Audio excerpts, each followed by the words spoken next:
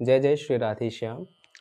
निधिवन में गुलमलताओं के मध्य सुंदर त्रिविध वायु प्रवाहित हो रही थी और सुंदर समास गायन चल रहा था कि हरि को ऐसो ही सब खेल। तभी गोस्वामी जी ने देखा कि एक विदेशी आया हुआ है, परंतु उसकी जो वेशभूषा थी, उसके जो कपड़े थे, वो पूर्ण रूप से भारतीय थे। गोस्वामी जी को कोई आश्चर्य ना हुआ, क्योंकि वृंदावन में तो खूब विदेशी आते ही हैं। परंतु वो बार बार सबसे पूछ रहा कि कहाँ पर है वह लीला स्थली जहाँ पर श्री कुंज बिहारी प्रकट हुए थे, श्री बाके बिहारी प्रकट हुए थे। अब इस प्रकार जब वो यह प्रश्न कर रहा, गोस्वामी जी के मन में भी जिज्ञासा उठी कि भला यह इतना आतुरता से श्री बाके बिहारी जी को क्यों ढूंढ रहा है, उनकी लीला स्थली, उनकी प्रकट स्थली को क्यों ढूंढ रहा है। तो गोस्वामी जी को फिर लगा कि अरे बहुत से लोग आते ही हैं, श्री बिहारी जी के प्रेमी जन तो हर जगह हैं। जब ध्यान से उसको देखा तो देखा कि वो तो रामकृष्ण मठ से जुड़ा हुआ है, स्वामी विवेकानंद की परंपरा में लगा हुआ है। और गोस्वामी जी को आश्चर्य ये हुआ, क्योंकि स्वामी विवेकानंद जी का यहाँ आगमन हुआ हो या रामकृष्ण जी का आगमन हुआ हो, ऐसा उन्होंने कभी सुना ही नहीं था। उसके पास गए, उससे पूछने लगे कि आप यहाँ पर क्यों आए हैं, किसके दर्शन करने हैं। उसने कहा, मुझे तो श्री बाके बिहारी जी की जहाँ प्रकट स्थली है, जहाँ पर बिहारी जी प्रकट हुए हैं, उस स्थान के दर्शन कराओ। गोस्वामी जी ने प्रश्न करा, मैं आपको दर्शन तो करा दूंगा, परंतु मेरे एक प्रश्न का उत्तर दीजिए। देखने में आपको लगता है कि आप रामकृष्ण मिशन अथवा रामकृष्ण मठ से जुड़े हुए हैं, और हमें तो ऐसा कुछ स्मरण में नहीं है कि उनकी कोई लीला हुई हो या उनका आगमन रहा हुआ हो वृंदावन में बाके बिहारी जी के यहाँ। वृंदावन में आगमन की हम लोगों ने कथाएं सुनी है, पर मंदिर दर्शन करना, निधिवन घूमना, ये तो हमने कभी श्रवण ही नहीं करा। तो उस अंग्रेज ने अपने थैले में से एक पुस्तक निकाली। पुस्तक का नाम था रामकृष्ण लीला, भाग द्वितीय।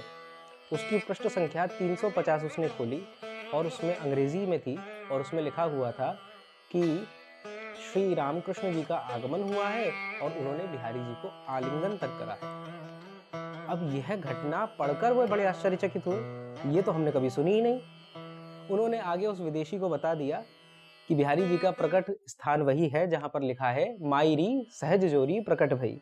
इस प्रकार उसने दर्शन तो कर लिए, पर गोस्वामी जी के अंदर ये जिज्ञासा तो जाग गई कि रामकृष्ण जी का आगमन हुआ और मुझे इससे जुड़ी हुई कोई कथा नहीं पता, क्यों ना मैं अपने बड़े बूढ़ों से पूछूं। तो परिवार में ही पूछा, तो एक वृद्ध गोस्वामी थे, उनसे पूछने लग गए, जिनको प्रायः ब्रिज की पुरानी सब घटनाएं याद ही थी।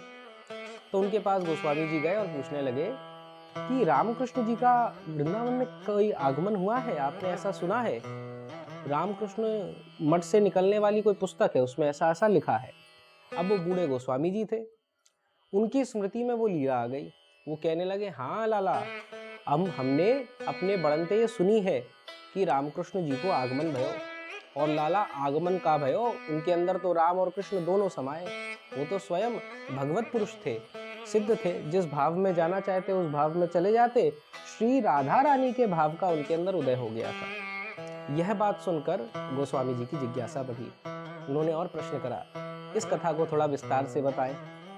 गोस्वामी जी कहने लगे कि हमने ऐसे अपने बड़ों से सुनी कि जब रामकृष्ण जी या वृंदावन में आए तो रुक गए अपने स्थान पर, और वह स्थान में रात्रि के समय उन्हें स्वप्न आया।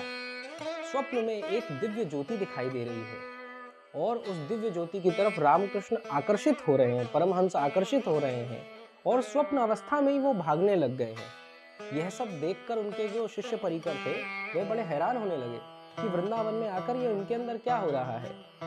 अगले दिन बिहारी जी दर्शन आने का अवसर बना। बिहारी जी के दर्शन के लिए जैसे ही वो आए, मंदिर के अंदर प्रवेश करा, तो वही दिव्य ज्योति श्री बाके बिहारी जी के रूप में दिख रही थी। अब वैसा ही आवेश उनके अंदर आने लगा, वो बिहारी जी को आलिंगन करने के लिए भागने लगे, सब शिष्य परिकर पकड़ने लगे। पर तभी अद्भुत स्वरूप देखा कि स्वयं बाके बिहारी जी ही ज्योतिष स्वरूप में आकर श्री रामकृष्ण को आलिंगन प्रदान कर।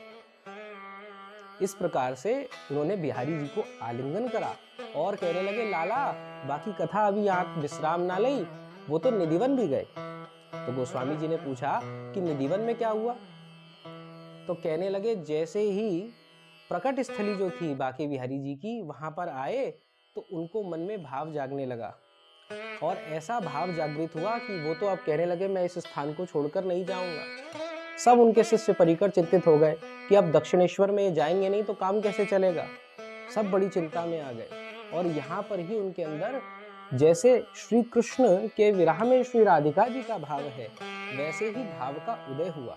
और यहीं पर उनको एक गंगा माता थी, वह इनकी सेवा करने लगी। गंगा मैया जो थी 60 वर्ष की हो गई और श्री ठाकुर जी और राधिका जी की युगल उपासना करती। परंतु जैसे ही रामकृष्ण को देखा तो मानो श्री राधिका जी ही स्वयं रामकृष्ण के रूप में दिखाई दी। गंगा मैया आकर उनकी उपचार करने लगी, उनका ध्यान रखने लगी। वह जिस भावावेश में चले जाते, कुछ ग्रहण नहीं करते, तो गंगा मैया उनको भोजन कराती। यह सब देखकर शिष्यगण आश्चर्यचकित थे, ये क्या हो रहा है। अब शिष्यगण कहने लगे कि अब आपको चलना चाहिए, समय हो रहा है। परंतु रामकृष्ण जी का यहाँ पर रसिकों के सिरताज श्री हरिदास जी की भूमि को छोड़ने का मन ही नहीं कर रहा। परंतु अब जब चलने का समय आया, तब रामकृष्ण जी ने इस बात का उद्घाटन करा कि वो गंगा मैया कोई और नहीं, स्वयं श्री ललिता जी हैं। श्री राधा जी की प्रधान सखी ललिता जी अर्थात स्वयं हरिदास जी महाराज ही गंगा मैया का रूप लेकर उस राधा भाव में स्थित श्री रामकृष्ण जी की सेवा करने आए।